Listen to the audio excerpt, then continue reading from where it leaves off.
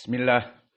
Innal hamdalillah nahmaduhu wa nasta'inuhu wa nastaghfiruh wa na'udzu billahi min shururi anfusina wa min sayyiati a'malina. May yahdihillahu fala mudhillalah wa may yudlil fala hadiyalah. Wa ashhadu an la ilaha illallah wahdahu la syarikalah wa ashhadu anna Muhammadan abduhu wa rasuluh, amma ba'du. Alhamdulillah, pada kesempatan hari ini, hari Kamis 9 Mei 2024, bertepatan dengan malam ke-27 atau siang ke-27 dari bulan Syawal 1445 Hijriah. Kita lanjutkan kajian di Fakultas Ilmi Tauhid dan di Fakultas juga Ilmi Aqidah dalam pembahasan kitab Al-Akhbarus Sahihatu fi Sifati Ru'yatillah fil Akhirah, kumpulan hadis-hadis yang sahih tentang sifat bagaimana kita akan melihat Allah Jalla wa'ala di hari akhirah. Dan pada kesempatan hari ini kita masuk kepada hadis yang ke-6. Qala al-Bukhari rahimahullah wa huwa man Muhammad ibn Ismail ibn Bardizbah Abu Abdullah sahibus sahih. Haddatsana Abdullah ibn Muhammad haddatsana Abu Asim an-Nabil akhbarana Sa'dan ibn Bishrin haddatsana Abu Mujahid haddatsana Muhil ibn Khalifah At-Ta'i qala sami'tu Adiyya ibn Hatim radhiyallahu anhu yaqul. Maka selesai kita dari pembahasan sanad, dan ini adalah hadis yang ke-6 di dalam kitab Al-Akhbar As-Sahihah fi Sifati Ru'yatillah fil Akhirah. Dan di sini penulis beristidlal dengan hadis ini tidak sama seperti lafaz hadis Abi Sa'idin Al-Khudri wala Jarir ibni Abdullah, dan bukan juga seperti hadis Abi Hurairah. Maka di sini dijadikan pendalilan oleh penulis hadis yang keempat dari hadis-hadis yang marfu, bi annallaha yura fi arasatil qiyamah, bahwa Allah itu dilihat di hari akhirah, di arasatil qiyamah, di mahsyar, saat kaum muslimin, kaum muwahhidun dalam keadaan di mahsyar menunggu hisab dan menunggu penentuan, menyeberangi sirat. Maka di situ mereka akan pertama kali bertemu dengan Allah. Dan hadis ini muttafaqun alaih, dikeluarkan oleh Imam Al-Bukhari di Kitab Tauhid dan oleh Imam Muslim. Dan mutabaqah li tarjimah zahirah fi lafadz yang akan datang, la yaqiyanna ahadukum baina yadaylah laisa bainahu wa bainahu hijabun wala turjuman yutarjimu lahu. Dan nanti kita akan membacanya bahwa jadikanlah kalian takut kepada Allah, di mana kalian pasti akan bertemu dengan Allah, yang mana pertemuan dengan Allah itu tidak ada antara kalian yang bertemu dengan Allah dan Allah Jalla wa'ala hijab yang menutupinya. Wala turjuman yutarjimu lahu. Dan bahkan bagi dia yang bertemu dengan Allah ini tidak ada juga penterjemah, langsung berbicara dengan Allah Jalla wa'ala. Maka di dalam sanad yang kita baca tadi, tidak apa-apa kalau kita langsung masuk kepada matan dan kita terjemahkan secara umum. Maka dari Adi ibni Hatim radhiyallahu anhu yaqul, dia berkata, kuntu inda Rasulillah sallallahu alaihi wa ala alihi wasallam faja'ahu rajulan. Di saat kami duduk bersama Nabi, maka para sahabat duduk bersama Nabi setelah salawat 5 waktu ataupun duduk mengambil ilmu. Faja'ahu rajulan. Maka datang kepada Nabi 2 orang. Ahaduhuma yashku al-ailah wal akhar yashku qata as-sabil. Maka keduanya mengadu kepada Nabi dari hajat yang ada. Maka yang pertama mengadu tentang permasalahan kefakiran yang ada pada kaum muslimin.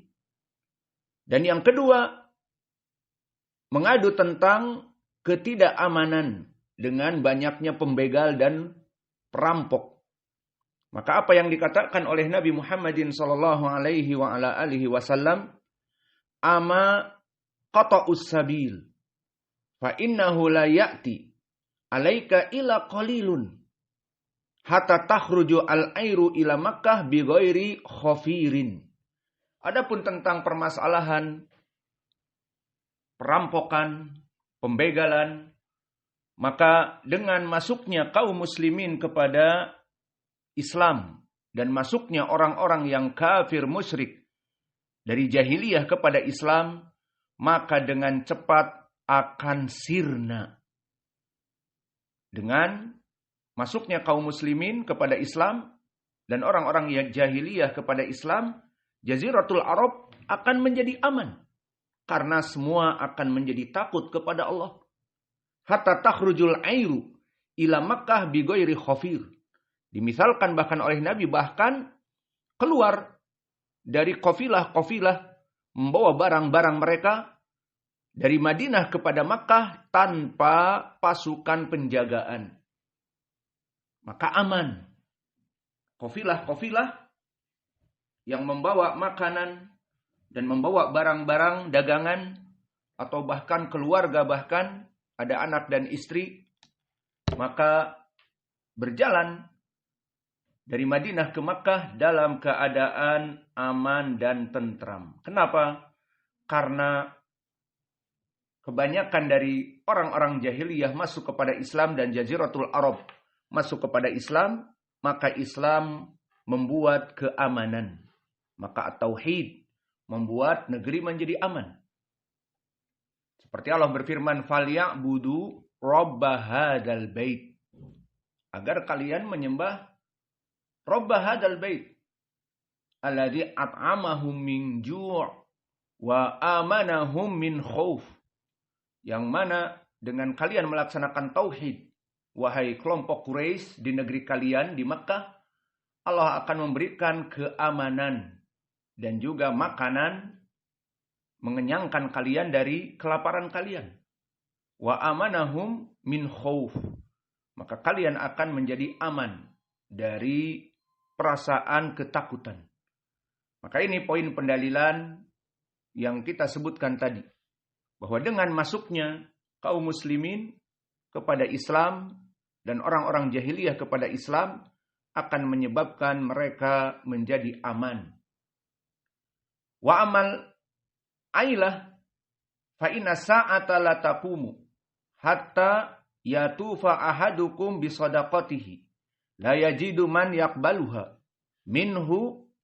Maka adapun tentang permasalahan yang kedua, kalian mengadu tentang kefakiran yang ada pada kaum muslimin, maka ketahuilah tidak akan lama dunia akan dibentangkan.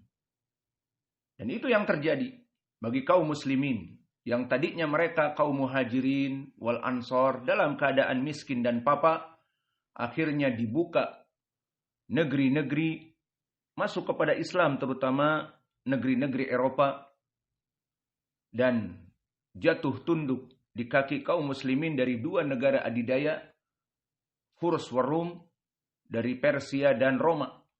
Maka kaum muslimin jaya raya, kaya raya karena melaksanakan tauhid. Maka disebutkan juga di dalam hadis ini, adapun tentang kefakiran, maka tidaklah the doomsday, the end of the world, al-haqqah, hari kiamat, itu akan dibangunkan kecuali manusia akan kaya raya, jaya raya. Sampai saking kaya rayanya, orang yang mempunyai sedekah yang wajib seperti harta, zakat mal dan sebagainya, ingin menginfakkan sedekah kepada fuqara, la yajidu man yaqbaluha minhu. Tidak didapati orang-orang fakir yang akan menerima dari hartanya. Maka ini menunjukkan bahwa ketentraman dan kejayaan kaum muslimin itu dekat. Sampai orang ingin memberikan sedekah tidak didapati siapa yang menerimanya karena semuanya sudah kaya. Dan poin pendalilan seterusnya, tsumma la yaqifanna ahadukum baina yadaylah laisa bainahu wa bainahu hijabun wala turjuman yutarjimu lahu. Ini poin pendalilan kita bahwa pasti setiap dari kalian akan berdiri, maknanya ditemui oleh Allah. Dan dalam pertemuan itu antara dia dengan Allah face to face. Apa maknanya? Satu demi satu akan bertemu dengan Allah dengan istilah pertemuan empat mata. Maka satu orang akan bertemu dengan Allah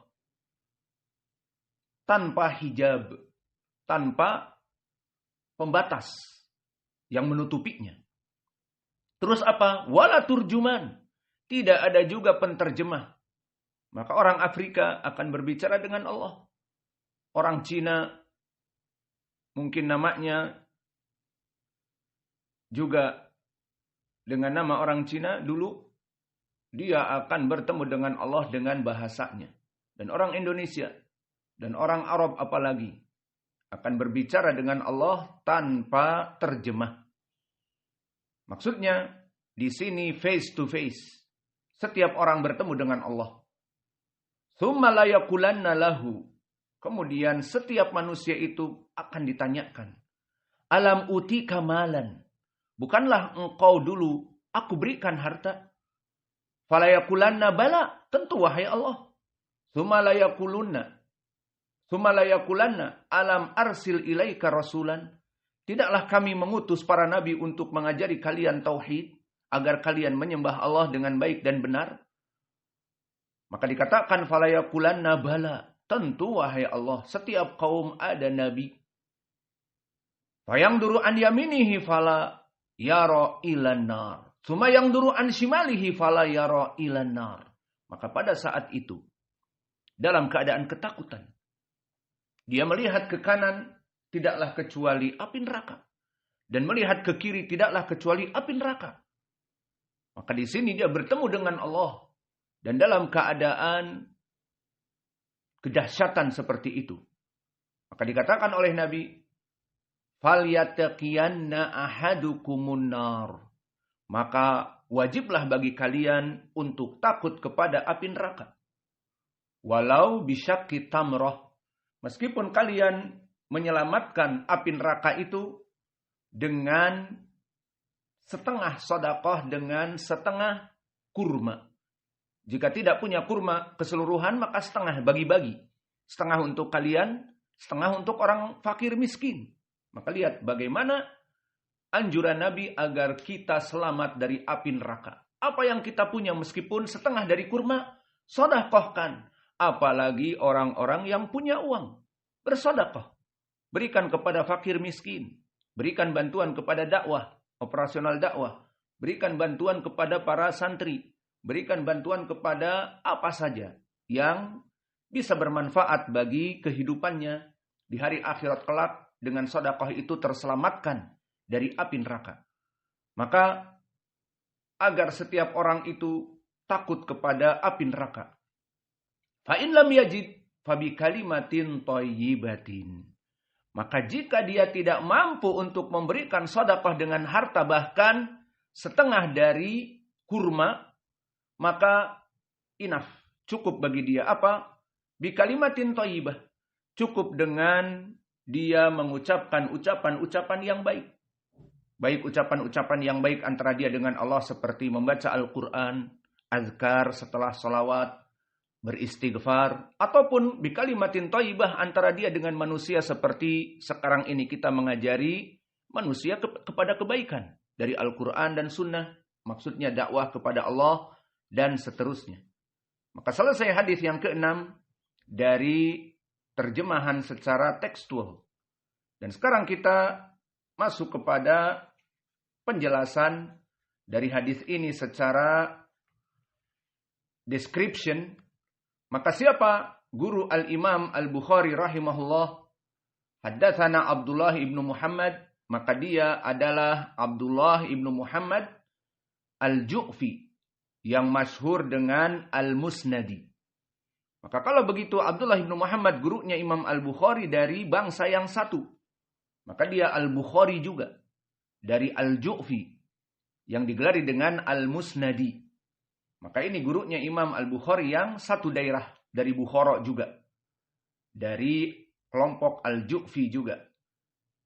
Dan gurunya ini hidup di tabaqah yang ke-10. Dan tabaqah yang ke-10 maknanya mereka kibar. Ulama yang mengambil dari itba'ut tabi'in. Dan mereka tidak pernah bertemu dengan para tabi'in. Maka gurunya Imam Al-Bukhari di tabaqah yang ke-10 ini seperti yang telah kita lalui adalah Abul Yaman, Al-Hakam ibnu Nafi', dan juga yang telah kita lalui Yahya ibni Bukair, yang namanya adalah Yahya ibni Abdillah ibni Bukair, dan juga yang masyhur di kelompok tabaqah ke-10 ini, gurunya Imam Al-Bukhari, Ahmad ibnu Hanbal, yang juga dia namanya Ahmad ibnu Muhammad ibni Hanbal. Maka dia, Abdullah ibnu Muhammad Al-Musnadi, gurunya Imam Al-Bukhari di sini, dia adalah rawi yang di atas derajat thiqah. Yang maknanya dia imam. Di atas derajat thiqah. Seperti disebutkan oleh Ibnu Hibban, kana mutkinan. Dan makna kana mutkinan maknanya hafalannya sangat kuat. Dan dikatakan oleh Imam Al-Hakim, Sumya Al-Musnadi. Kenapa dia masyhur dengan gelar Al-Musnadi? Li'annahu awal man jama'a musnad as-sahabah. Karena dia orang pertama yang mengumpulkan musnad as-sahabah. Maknanya mengumpulkan hadis-hadis dari as-sahabah. Dikumpulkan hadis Abi Bakar dahulu. Berapa hadis Abi Bakar? Kemudian dikumpulkan hadis Umar. Berapa hadis-hadis Umar? Dikumpulkan hadis sesuai periwayatan sahabatnya. Hadis Ali, hadis Utsman, hadis Ibni Mas'ud, hadis Ibni Abbas, itu makna al-musnad. Maka berkata Al-Hakim, dia orang pertama yang menulis kitab hadis yang disusun dari para sahabat. Dan Syekh kami punya kitab seperti itu yang berjudul Kumpulan Hadis-Hadis yang Sahih mimma laisa fi sahihain, as-sahih al-musnad. Kumpulan hadis-hadis musnad dari para sahabat. Dan disebutkan dia adalah orang pertama yang menulis kitab dan dia imam dari ahli hadis di zamannya. Bila mudafa'ah, tanpa tandingan, tanpa saingan. Maka inilah kata ucapan Imam Al-Hakim atas guru Imam Al-Bukhari Al-Musnadi. Dia orang pertama yang menulis musnad. Dan dia jagonya muhaddis di zamannya tanpa tandingan. Wa qala Al-Khalili, dan berkata Al-Khalili, thiqatun muttafaq alaih. Maka dia thiqah yang muttafaq alaih. Semua manusia menerimanya. Kemudian gurunya Imam Al-Bukhari di sini Al-Musnadi berkata, haddatsana Abu Asim An-Nabil. Maka Abu Asim dia adalah Ad-Dhahhak ibnu Makhlad. Dan dia hidup di tabaqah yang ke-7. Berarti dia adalah dia hidup di tabaqah yang ke-9. At-Tasi'ah. Hanya beda satu dengan Al-Musnadi. Dan tabaqah yang ke-9 adalah Itba'ut Tabi'in As-Shaghir. Berarti Abu Asim An-Nabil termasuk dari As-Salafus Saleh. Dari kelompok Qurun Al-Mufaddalah. Maka dia adalah kelompok Itba'ut Tabi'in. Meskipun kelompok yang paling kecil di tabaqah yang ke-9. Maka hidup di zaman ini para a'immah seperti Imam Asy-Syafi'i, Yazid ibnu Harun, dan juga Abdul Razak ibnu Hammam As-San'ani, dan Abdurrahman ibnu Mahdi, dan juga Yahya ibnu Sa'id Al-Qattan. Itu contoh-contoh dari para ulama yang hidup di zaman ke-9 ataupun tabaqah as-sughra dari itba'ut tabi'in. Adapun Abu Asim An-Nabil, dia di atas derajat thiqah. Seperti disebutkan oleh Muhammad ibnu Sa'ad, kana thiqatun faqih. Dia rawi yang thiqah dan faqih. Dan kalimat pujian dari sifat-sifat yang banyak seperti thiqatun faqih menunjukkan dia di atas derajat thiqah. Dan berkata Ibnu Qani, thiqatun ma'mun. Begitupun disifatkan thiqah dan ma'mun. Ma'mun itu hadisnya terpercaya, hafalannya terpercaya. Dan berkata Abu Daud, kana yahfad qadra alfa hadis. Bahwa orang ini dulu menghafal sekitar 1000 hadis atau ribuan hadis. Maka ini menunjukkan bahwa Abu Asim An-Nabil keadaannya di atas derajat thiqah. Dan dari segi faidah, An-Nabil, gelar ini didapatkan dari mana? Disebutkan oleh para ulama dari 3 perkara. Pertama, An-Nabil, bahwa dia mempunyai pakaian-pakaian yang bersih dan sangat perlente di saat dia menuntut ilmu. Maka inilah dari salah satu penyebab dia digelari An-Nabil. Di saat dia duduk di majelis seperti Ibnu Jurayj dan duduk di majelis Syu'bah, maka dia dalam keadaan pakaian yang paling baik, dalam keadaan mungkin berparfum dengan parfum yang mahal di zamannya, dan dia termasuk dari orang yang kaya. Maka akhirnya Ibnu Jurayj jika datang Abu Asim An-Nabil mengatakan, laqad jaa An-Nabil. Telah datang An-Nabil, maknanya orang yang pakaiannya bersih, rapi, perlente di majelis, paling cakep di majelis. Dan begitupun Abu Asim An-Nabil digelari An-Nabil. An-Nabil asalnya adalah cerdas, cendekia. Maka gelar ini pula didapat dikarenakan dia datang ke Wasit, ke negeri Imam Syu'bah, dan menuntut ilmu kepada Imam Syu'bah. Karena dia di tabaqah ke-9, menuntut ilmu kepada Imam Syu'bah di tabaqah yang ke-7. Maka kebetulan di saat datang ke tempat Imam Syu'bah, didapati Imam Syu'bah, seorang muhadits agung, ada, tetapi tidak mengajar, tetapi tidak memberikan ilmu, kajian, halaqah. Maka dia merasa kecewa. Kenapa? Aku datang jauh-jauh dari Basrah ke Wasit. Yani Irak zaman dulu luas. Ada Basrah, ada Wasit, ada Baghdad, dan yang lainnya. Maka aku kecewa. Aku datang ke sini dan bertemu dengan Syu'bah, tapi Syu'bah tidak mau mengajar. Kenapa? Wallahu a'lam, Syu'bah pada saat itu bersumpah halaf. Dia tidak mengajar 1 bulan. Wallahu a'lam ada apa yang terjadi sampai dia bersumpah untuk tidak mengajar 1 bulan. Apa kecewa dengan santrinya, muridnya, wallahu a'lam, atau dengan istrinya, wallahu a'lam. Maka Abu Asim An-Nabil, dia bersumpah di depan Syu'bah. Wallah, tungganganku yang aku tunggang ke sini, itu akan dijual dan uangnya aku berikan kepada kamu, wahai Syu'bah, agar kamu membayar kafarah. Kafarah untuk memberikan makanan kepada kaum muslimin. Karena kamu melanggar dari sumpah kamu, karena saya meminta kamu untuk mengajar dan memberikan uang kepada kamu, dan kamu dari uang itu membayar kafarah. Karena aku jauh-jauh dari Basrah, ingin bertemu dengan kamu, dan kamu bersumpah tidak mengajar 1 bulan. Maka akhirnya keluarlah Imam Syu'bah dari sumpahnya dan dikatakan, hadan Nabil. Ini adalah orang yang cerdas. Di mana dia bersumpah tidak mengajar, maka dia jual kudanya yang sangat mahal. Kuda Arab, kuda Mustang. Untuk dibelikan kafarah oleh Imam Syu'bah, membayar 10 makanan kepada fakir miskin. Maka ini digelari An-Nabil yang kedua. Dan digelari An-Nabil yang ketiga, dikarenakan hidungnya yang sangat panjang. orang Arab. Maka disebutkan di saat dia masuk kepada malam-malam pengantinnya, ma'ruf, mungkin istrinya banyak. Maka di saat dia masuk kepada istrinya, gelap-gelapan, dikatakan, ba'id anni rukbatak, jauhkan dariku, kata istrinya yang baru ini, yang baru masuk, rukbatak, kakimu. Maka Abu Asim An-Nabil mengatakan, hada laisa rukbah, hada anf. Ini bukan dari lututku, ini adalah hidungku. Menunjukkan hidungnya sangat panjang, sampai istrinya bilang, jauhkan kakimu. Padahal dia adalah hidung. Alhasil digelari An-Nabil juga dari perkara ini.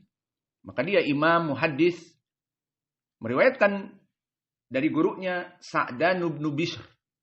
Dan Sa'dan di sini dia adalah laqab. Namanya bukan Sa'dan. Dan Sa'dan maknanya orang yang happiness. Seperti saya Sa'id, Sa'dan, maka semuanya bermakna happiness, dalam keadaan bahagia. Maka dia namanya adalah Sa'id ibnu Bashir. Maka dimanjakan menjadi Sa'dan. Sa'id menjadi Sa'dan. Maka dipanggil dengan Sa'dan, ya Sa'dan. Padahal namanya adalah Sa'id. Namun dimanjakan menjadi Sa'dan. Dan dia hidup di tabaqah yang ke-8. Maka hanya berbeda dari gurunya Imam Al-Bukhari, 1 derajat, 1 derajat. Maka siapa mereka yang hidup di tabaqah yang ke-8? Tabaqatul wusta min itba at-tabi'in. Dia adalah kelompok yang hidup pertengahan dari itba'ut tabi'in. Dan hidup di zamannya seperti Sufyan ibnu Uyainah, dan Ibrahim ibnu Ulayyah, dan Hammad ibnu Zaid, dan Hammad ibnu Salamah, dan Bishr ibnu Mufaddal, semuanya di tabaqah yang ke-8, juga Abdullah ibnu Mubarak. Dan dia, rawi Sa'dan ini, turun dari derajat siqah. Namun tetap diterima karena riwayat orang yang saduk hasanul hadis. Maka dia rawi yang saduk hasanul hadis. Seperti disebutkan oleh Abu Hatim salihul hadis. Berkata Ali ibn al-Madini la ba'sa bihi.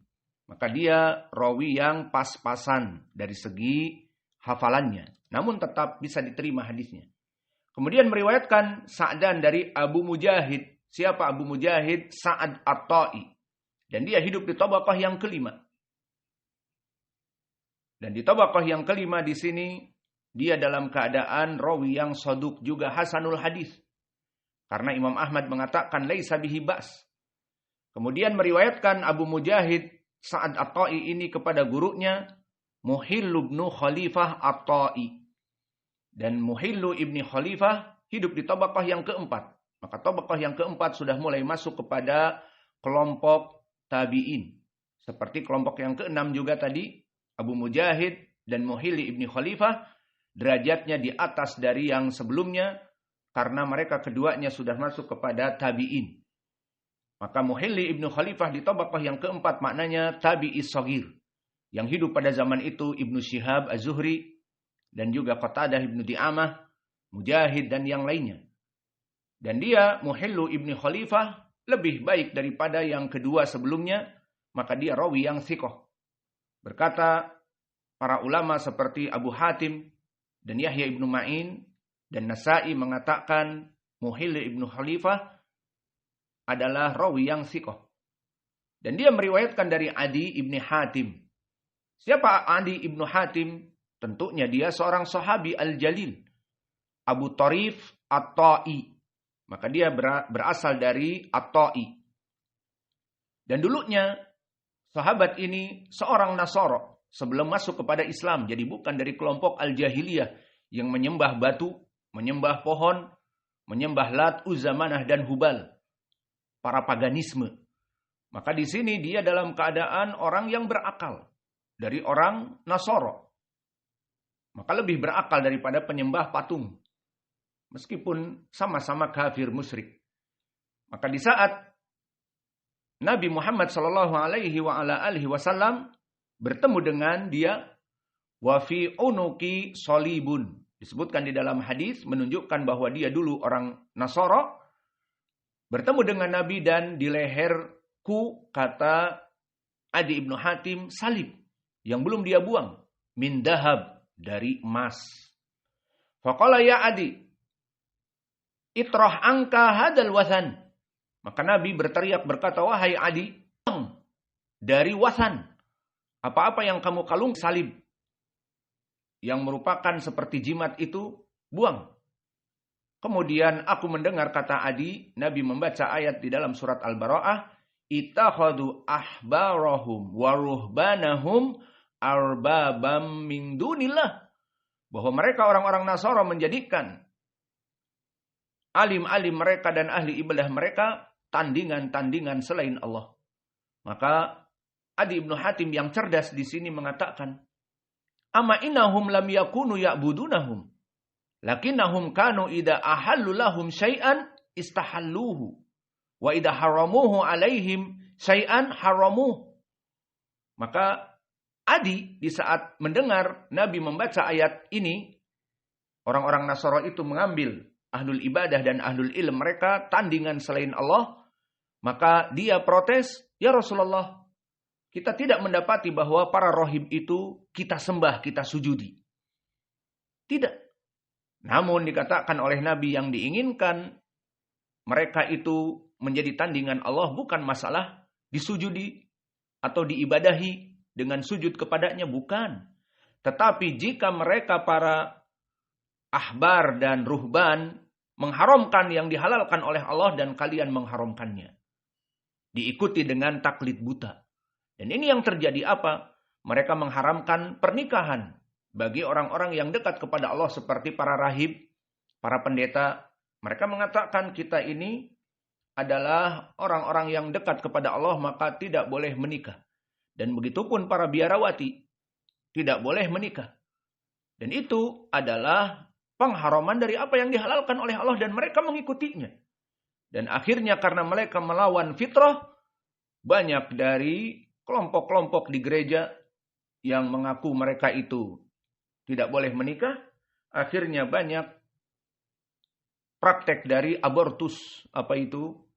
Mengeluarkan janin yang masih kecil dari para biarawati yang dilahap oleh para biarawan. Maka inilah keadaan dari agama orang-orang Nasara. Maka kita bersyukur kepada agama Islam yang menghalalkan laki-laki berhubungan dengan perempuan secara fitrah, tentunya dengan akad nikah, dan dibolehkan bagi mereka yang mampu adil untuk mempunyai istri yang 2, 3, dan 4. Maka inilah dari kemuliaan Islam. Tidaklah kemuliaan Islam ini seperti mereka orang-orang Nasara yang mengkebiri diri-diri mereka dari fitrah Allah. Sehingga kita kaum muslimin bisa bernikmat-nikmat dengan lawan jenis. Adapun mereka di depannya mengatakan, oh kita ini adalah makhluk yang didekatkan kepada Allah, tidak boleh berhubungan intim dengan lawan jenis.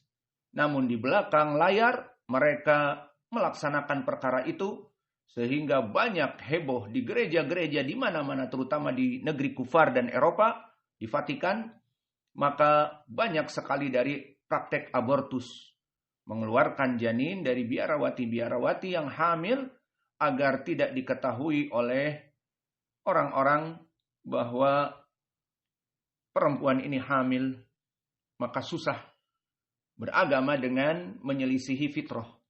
Maka alhamdulillah di dalam Islam tidak ada penyelisihan kepada fitrah, sehingga kita bisa beribadah tanpa menyelisihi fitrah. Alhamdulillah. Maka syahidnya di sini Adi ibnu Hatim adalah dulunya seorang Nasara dan dia orang yang bangsawan dan berakal. Sehingga di saat Nabi membaca ayat bahwa mereka orang-orang Nasara menjadikan para rohib dan pendeta mereka tandingan untuk Allah, langsung mengatakan, ya Rasulullah, mereka tidak sujud kepada para rohib. Namun Nabi menginginkan, tetapi mereka mengharamkan yang dihalalkan oleh Allah dan mereka mengikutinya taklid buta. Maka inilah yang diinginkan dengan menjadikan tandingan. Allah bukan permasalahan disembah, disujudi, Tetapi dalam permasalahan pembuatan syariat, Allah menghalalkan nikah dan kalian mengharamkan kepada para pendeta dan biarawati. Itu contoh kasusnya di sini. Maka adapun hadis ini adalah hadis yang hasan, diriwayatkan oleh Imam At-Tirmidzi dan At-Tabari yang derajatnya hasan li ghairihi. Dan juga sahabi Adi ibnu Hatim, selain dia bangsawan dan juga seorang dari Nasara yang cerdik cendikia, juga Adi ibnu Hatim masyhur dengan jawaduhu wa karamuhu, dengan kebaikannya dan infaknya dan dermawannya. Maka sahabat ini masuk kepada orang-orang yang dermawan. Seperti datang di dalam hadis dari Tamim ibni Tarafah, aku mendengar Adi ibnu Hatim wa atahu rajulun yas'aluhu mi'ah dirham. Ada seorang yang fakir meminta kepada dia butuh 100 dirham. Dan beda antara dirham dengan dinar. Dirham adalah kepingan perak. Dan dinar adalah kepingan emas. Maka beda harganya. Dan di sini minta 100 kepingan perak. Faqala tas'alini mi'ah dirham wa ana ibnu Abi Hatim la a'tiyaka. Maka kamu meminta kepadaku hanya sekedar 100 dirham, 100 kepingan perak, dan aku adalah Adi ibnu Hatim, demi Allah aku pasti akan memenuhinya. Maka dengan mudah dia memberikan kepada fakir miskin yang membutuhkan untuk sedekah, dengan mudah diberikan. Maka dia adalah orang yang dermawan. Adapun selesai dari biodata dan biografi para sahabat serta para tabi'in dan itba'u tabi'in dari rawi, sekarang kita masuk kepada lafaz hadis. Maka di saat datang dua orang mengadu, yang pertama yashku al-ailah. Apa makna al-ailah? Al-ailah adalah al-faqr min al-ida iftaqara. Maka Arab mengatakan jika seseorang fakir dinamakan alun, orang yang tidak punya uang. Maka al-ailah maknanya adalah kefakiran, kemiskinan. Mengadu sahabat dari bentuk ini. Maka al-ailah adalah kefakiran seperti pendalilannya dari segi lugah di Al-Quran. Di dalam surat Taubah Allah berfirman, wa in khiftum ailatan fasawfa yugnikumullah min fadlih. Maka jika kalian takut atas kemiskinan, wa in khiftum ailatan fasawfa yugnikumullahu min fadlihi, maka pasti Allah akan memberikan kepada kalian rizkinya dari keutamaannya. Maka telah ditafsirkan oleh kaum musyrikin, oleh Sa'id ibnu Jubair, bahwa dulu kaum musyrikin yuqaddimuna alaihim bitijarah, fanazalat hadihi innamal musyrikuna najasun fala yaqrabul masjidal haram ba'da amihim hada wa in khiftum ailatan fasawfa yugnikumullah min fadlih. Fasawfa yugnikumullah min fadlih. Qala al-faqr. Maka Sa'id ibnu Jubair telah mentafsirkan ayat ini bahwa dulu orang-orang musyrik itu tetap dengan keagamaan paganisme mereka datang ke Mekah. Dan mereka ingin tetap berbisnis dengan kaum muslimin dan tidak mau masuk kepada Islam. Maka turun ayat ini, innamal musyrikuna najasun fala yaqrabul masjidal haram. Maka setelah Fathu Mekah, kaum muslimin menguasai dari Mekah, maka tidak boleh ada orang-orang musyrik kafir di sekitar Mekah lagi. Setelah tahun ini, tahun Fathu Mekah. Wa in khiftum ailatan, maka jika kalian takut karena tidak berbisnis dengan orang-orang kafir musyrik, maka Allah pasti akan menjayakan kaum muslimin. Itu makna dari ayat ini. Maka telah ditafsirkan oleh Sa'id ibnu Jubair bahwa makna al-ailah ay al-faqr. Al-ailah adalah al-faqr. Dan athar ini athar yang hasan. Diriwayatkan oleh Imam At-Tabari dari berbagai jalan, maka sanadnya hasan li ghairi. Dan jaa di riwayat yang lain fasyaka ilaihi al-faqah. Maka ada riwayat dari Adi ibnu Hatim bahwa dua orang ini selain tadi mengadu al-ailah, juga diriwayat fasyaka ilaihi al-faqah. Lalu apa makna al-faqah? Disebutkan oleh Imam Ibnul Athir al-faqr. Maka dua riwayat disebutkan al-ailah, mengadu dari al-ailah dan mengadu dari al-faqah. Yang keduanya sama, maknanya adalah kefakiran, kemiskinan. Maka di sini mengadu kepada Nabi dari kefakiran dan kemiskinan. Dan riwayatnya di sini riwayat yang sahih. Kemudian dijawab oleh Nabi seperti di dalam hadis bahwa kaum muslimin akan menyebar di Jaziratul Arab sehingga akan menjadi aman. Sampai disebutkan hatta yatufa ahadukum bisadaqah afwan. Kemudian dijawab oleh Nabi tentang keadaan ketidakamanan, banyaknya pembegal. Maka disebutkan Islam akan menyebar dan keamanan akan tersebar.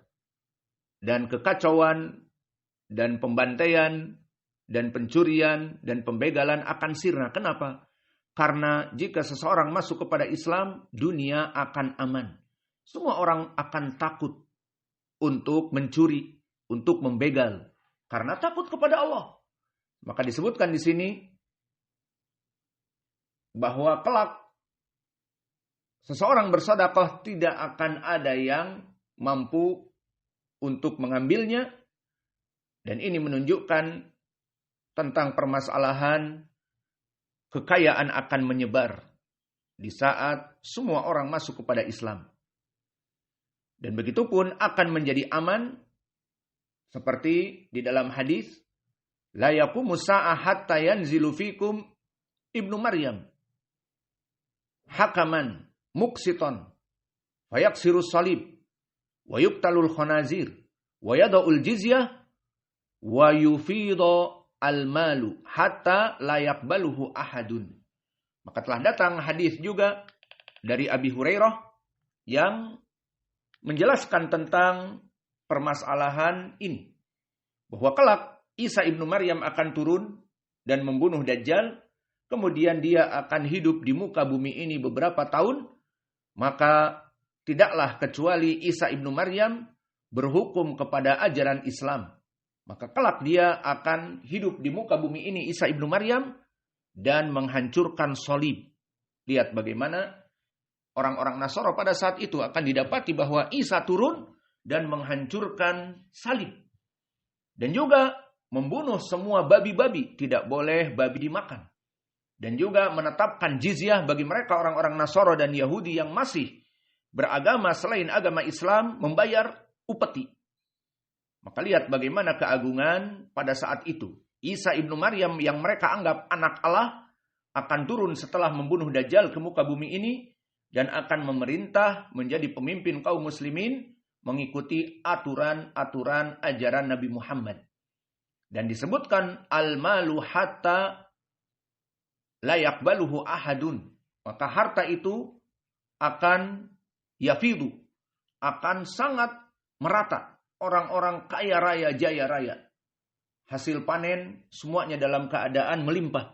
Maka orang-orang yang ingin bersedekah bingung untuk mencari orang-orang yang fakir. Dan begitu pun yasku qat as-sabil. Maka mengadu dari qat as-sabil, dari para pembegalan. Keduanya tadi telah kita sebutkan. Maka yang menjadi poin pendalilan di sini, laisa bainahu wa bainahu hijab. Ini dia poin pendalilan. Bahwa al-muslimun akan melihat Allah di arasatil qiyamah. Dan ini kasusnya di arasatil qiyamah, bukan di surga. Seperti dikatakan oleh Ibnu Battal di syarah Imam Al-Bukhari, fafihi itsbat ar-ru'yah lillahi jalla wa'ala. Maka di dalam hadis ini menjadi pendalilan kaum muslimin akan melihat Allah di arasatil qiyamah. Dan juga disebutkan wala turjuman yutarjimulahu. Maka maknanya di sini juga akan bertemu dengan Allah tanpa penterjemah, langsung berbicara dengan Allah. Maka di sini kata Ibnu Battal juga di lafaz ini isbat kalamihi li ibadihi. Maka di sini pengitsbatan sifat berbicara Allah dengan hambanya. Maka mereka orang-orang yang menafikan sifat Allah seperti orang-orang Jahmiyah, Mu'tazilah, dan orang-orang yang antara sana dan antara sini seperti Al-Asy'ariyah, maka mereka menafikan sifat Allah berbicara, maka hadis ini membantahnya. Allah akan berbicara tanpa penterjemah. Maka telah datang di riwayat yang lain dari Sahih Al-Bukhari sebagai penjelas bahwa Nabi Muhammad SAW mengatakan, "Ma minkum min ahadin illa sayukallimuhu rabbuhu, laisa bainahu wa bainahu turjuman wala hijab yahjubuhu." Maka di sini disebutkan pasti Allah akan sayukallimuhu rabbuhu. Ini poin pendalilan tentang lafaz Allah itu akan berbicara. Maka ini lafaznya lebih jelas, sifat Allah berbicara. Sayukallimuhullah, di riwayat Muslim juga.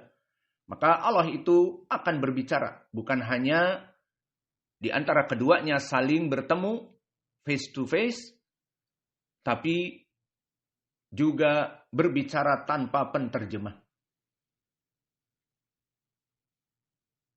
Dan ini sesuai dengan ucapan Allah Jalla wa'ala tentang sifat berbicara Allah. Wa kalamallahu Musa takliman. Maka wa kalamallahu, lafzul jallah Allah, fa'il. Berarti Allah berbicara kepada Musa. Apa i'rab takliman? Maka dia maf'ul mutlak. Dari masdar, kallama yukallimu takliman. Apa faidahnya? Wa kalamallahu Musa takliman.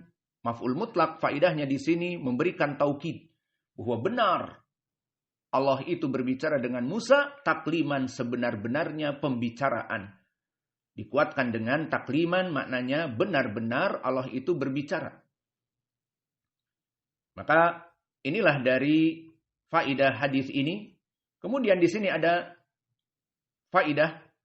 Di hadis disebutkan, "Ma minkum min ahadin illa sayukallimuhu rabbuhu. Laisa bainahu wa bainahu turjuman wala hijab yuhjibuhu." Bahwa tidak ada di antara kalian kecuali pasti akan diajak bicara dan bertemu dengan Allah tanpa hijab. Maka di sini ma minkum min ahadin. Lafaz ma minkum min ahadin. Maka ahadin di sini dalam keadaan nakirah.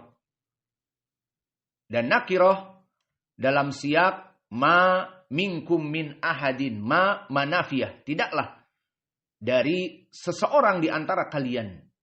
Maka ahadin di sini karena dia nakirah dalam siyak an-nafi, yufidul umum, memberikan makna umum. Maka di sini berarti orang-orang musyrik dan orang-orang kafir dan orang-orang munafik yang selain dari kaum muslimin akan berbicara dengan Allah. Karena kalimat ahadin nakirah di dalam siyak nafi, ma minkum, yufidul umum, memberikan makna umum sehingga maknanya setiap orang person akan bertemu dengan Allah tanpa hijab dan akan diajak bicara oleh Allah tanpa penterjemah. Berarti masuk kepadanya orang kafir, musyrik, munafik, dan yang lainnya. Maka jawabnya kita katakan, na'am al-qaidah taqul, ahadin di sini nakirah fi siyakin nafi yufidul umum. Maka semuanya, masuk muslim, kafir, musyrik, dan juga mereka orang-orang yang menyembah paganisme, akan masuk kepada lafaz ini. Setiap orang. Namun, dikatakan bahwa yang diinginkan orang di sini, meskipun bersifat umum, tetapi telah dikhususkan dengan ayat yang lain. Apa? Di surat Al-Mutaffifin disebutkan, Kalla innahum an rabbihim yawma idil lamahjubun. Maka awas, bahwa sungguhnya mereka orang-orang musyrik kafir, selain dari kaum muslimin yang menyembah berhala dan selain Allah, maka mereka dihijabi dari melihat Allah Jalla wa'ala. Maka kesimpulannya di sini, meskipun hadis ini bersifat umum, ma minkum min ahadin, tidaklah dari kalian seorang pun pasti akan bertemu dengan Allah dan berbicara dengan Allah, dikhususkan kaum muslimin. Karena apa? Kafir dan musyrik di ayat Mutaffifin, kala innahum an rabbihim yauma idzil mahjubun. Mereka akan dihijabi dari melihat Allah. Dan bukan masalah dihijabi saja. Mungkin mereka tidak akan pernah bertemu dengan Allah juga. di saat disebutkan di hadis yang terdahulu, hadis Abi Sa'id, hadis Abi Hurairah, hadis Jarir, disebutkan, "Man kana ya'budu li ghairillah falyattabi'." Barang siapa yang dulu di dunia menyembah kepada selain Allah agar mengikuti sesembahan-sesembahannya, yang menyembah mentari, menyembah rembulan, menyembah Lat, Uzza, Manah, dan Hubal, dan menyembah dari tawagid, togut-togut, iblis, menyembah Isa ibnu Maryam, menyembah Uzair dan yang lainnya, maka akan mengikuti sesembahan-sembahannya kepada api neraka. Dibawa oleh mereka, para tawagid, kepada api neraka. Seperti di hadis yang terdahulu. Dikatakan, apa yang kalian inginkan mengikuti kami? Kami ingin kamu, wahai yang kami ikuti dari para tawagid, memberikan kepada kami minum. Maka ditampakkan api neraka itu bagaikan oase. Fata morgana. Bagaikan oase. Oase adalah mata air yang menyejukkan di tengah padang pasir yang tandus. Maka kata para tauhid ini yang diikuti oleh mereka baik mentari, rembulan, Lat, Uzza, Manah, dan Hubal, bahkan Isa ibnu Maryam dan Uzair dan yang lainnya, dan juga dari dewa-dewa yang mereka sembah, dewa Shiva, dewa Brahma, dewa Bayu, dewa Indra, dari orang-orang Hindu ataupun Buddha, Gautama, Siddhartha, juga yang diikuti Konghucu atau Kongfusi dari orang-orang Taiwan, Cina, dan semuanya yang dianggap togut, maka mereka akan membawa umatnya yang dulu menyembahnya. Dan ditampakkan api neraka bagaikan oase fata morgana. Kalian mau apa ikut kami? Kami ingin masuk jannah. Dulu beribadah kepadamu, maka berikanlah kami minum. Maka dikatakan oleh para gembong-gembong tadi, fasrobu, maka minumlah. Maka mereka berlomba-lomba untuk minum dari oase tersebut. Fayatasaqatuna finnar. Kemudian mereka masuk api neraka. Tergambar oleh mereka oase, padahal hakikatnya api neraka. Dan di sini menunjukkan juga bahwa mungkin mereka tidak akan bertemu dengan Allah karena mereka mengikuti sesembahan mereka. Dan nanti Allah akan mendatangi kaum muslimin. Dan di hadis-hadis terdahulu disebutkan, "Mada tangtazirun?" Apa yang kalian tunggu, hai kaum muslimin, kaum muwahhidin? Dikatakan, "Nahnu nangtadiru Rabbana." Kami menunggu Allah, Rabb kami yang kami sembah dulu. Maka di beberapa riwayat disebutkan Allah menampakkan dirinya tanpa kesepakatan dari mereka. Maka mereka mengatakan, "Na'udzubillah minka. Wahada makanuna." Maka kami tidak akan bergeming untuk mengikuti kamu. Aku berlindung kepada Allah dari kamu. Padahal itu adalah Allah hakiki. Kemudian Allah menampakkan yang kedua kali sesuai kesepakatan dari kaum muslimin. Di antaranya alamatnya adalah Allah menampakkan sak betisnya. Maka mereka semuanya mengatakan, "Anta Rabbuna." Kamu adalah Rabb kami. Dan mereka semuanya sujud kecuali orang-orang munafik. Kesimpulannya, di dalam hadis ini, "Ma minkum min ahadin nakirah fi siyaqin nafi yufidul umum." Maka umum di sini orang musyrik, kafir dan seterusnya selain kaum muslimin bisa melihat Allah. Kita jawab, ayat ini am atau hadis ini am, walakin masuk kepada kaidah di usul fikih amun makhsus. Hadis yang umum tetapi dikhususkan. Dikhususkan oleh siapa? Oleh orang-orang musyrik dan kafir, mereka terhijabi. Dan makna terhijabi bisa jadi ada dan tidak bisa melihat Allah. Dan bisa jadi maknanya memang mereka mengikuti tawagid ke api neraka. Sudah tidak bertemu dengan Allah lagi. Itu maknanya. Allahul musta'an. Maka inilah dari penjelasan yang bisa kita berikan. Kemudian kita berikan juga lafaz di mana kemudian Allah menanyai mereka, "Alam utika malan?" Maka mereka mengatakan, "Bala. Bukankah dulu kami memberikan kepada kamu harta?"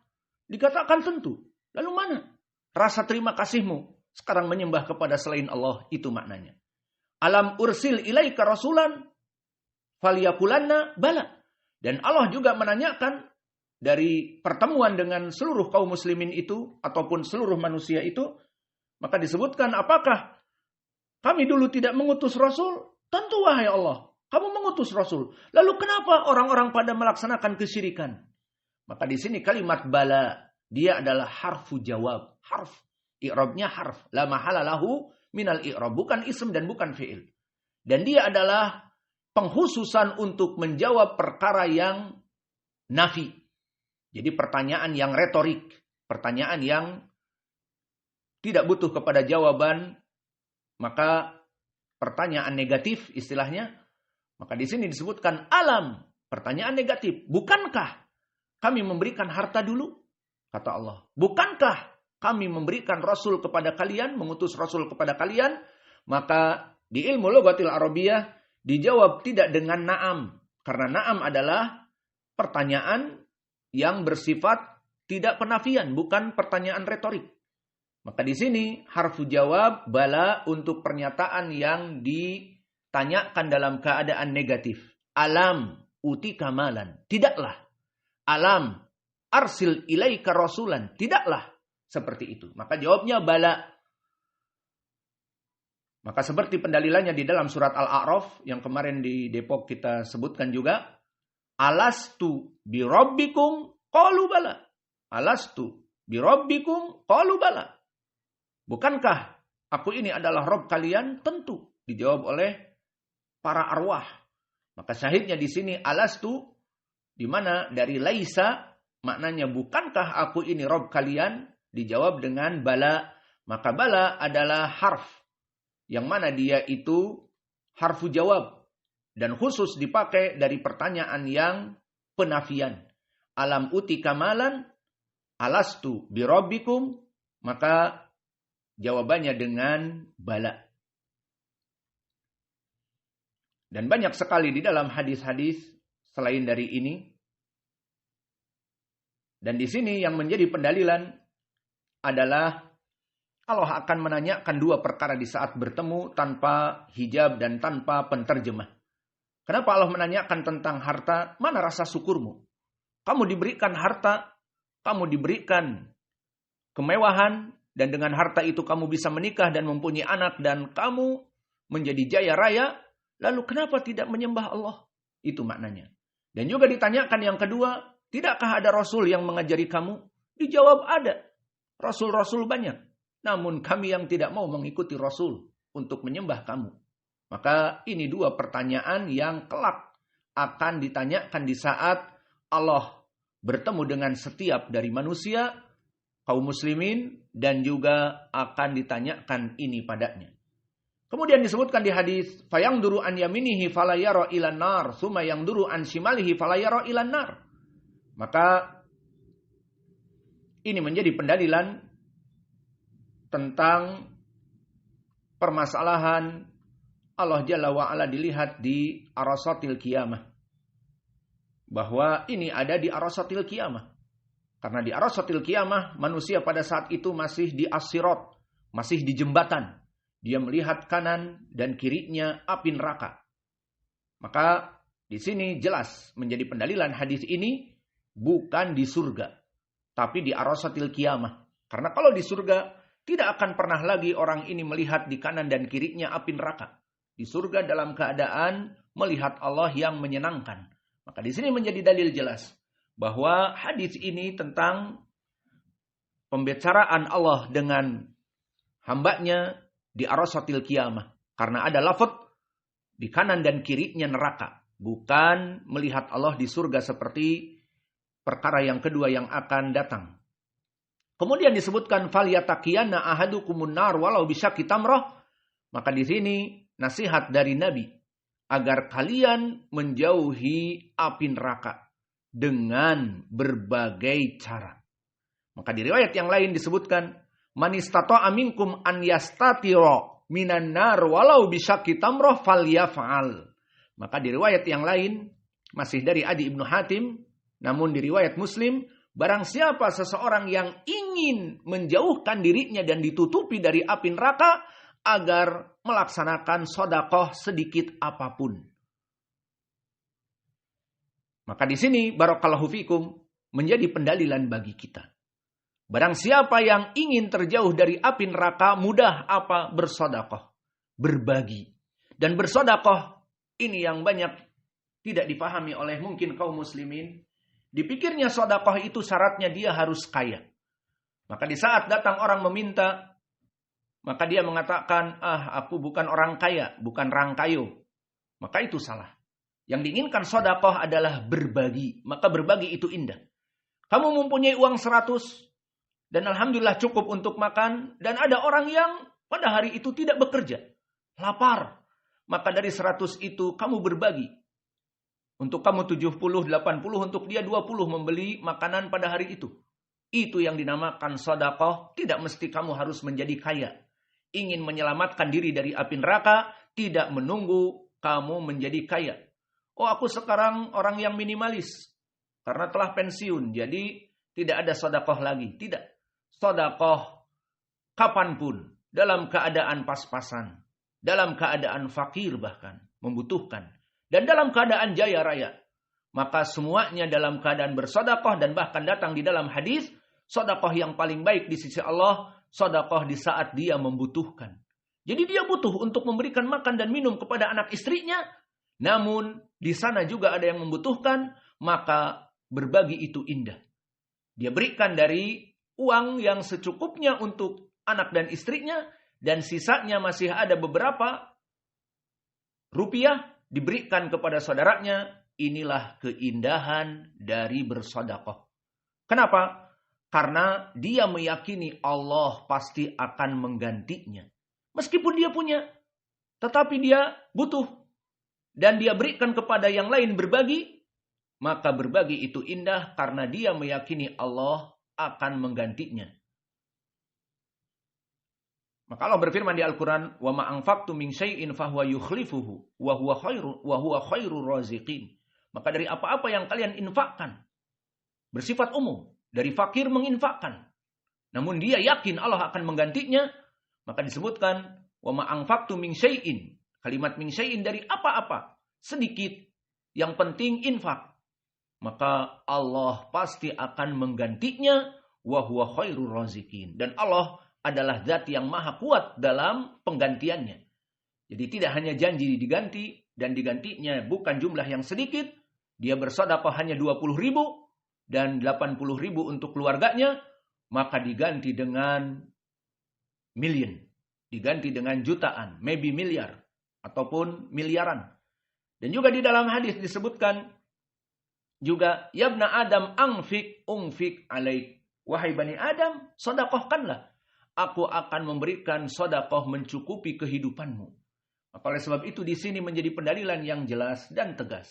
Sedekah itu bukan untuk rangkayo. Jadi jika kalian merasa pelit, jangan berbangga-bangga dengan aku nih butuh uang, aku nih orang miskin, sehingga aku tidak membantu kalian dari uang dan seterusnya. Tidak. Tetapi yang diinginkan sedekah di sini tidak mesti dia kaya. Bahkan dia mempunyai uang yang pas-pasan pun jika ingin bersedekah, maka bersedekahlah. Maka kenapa di hadis disebutkan walau bisyakki tamroh.